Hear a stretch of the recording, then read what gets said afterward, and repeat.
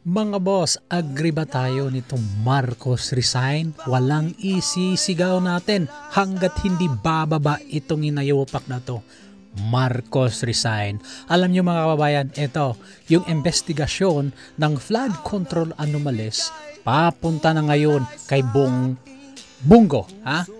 Kasi si Bongo daw may kinalaman ang kanyang pamilya doon sa flood control at nakipagkasusyo sa mga diskaya.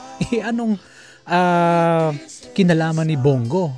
Hindi nga kontraktor yung kanyang pamilya, yung kanyang mga parents. Sabi niya, kung may kinalaman yung pamilya niya, kasuhan. Pero dito na, nililihis nila ang tunay na isyu para hindi talaga at ligtas ang Martin Romualdez na ito at si Bongbong Marcos. Sinong pumirma sa budget? Walang iba, ang Pangulong Bongbong Marcos.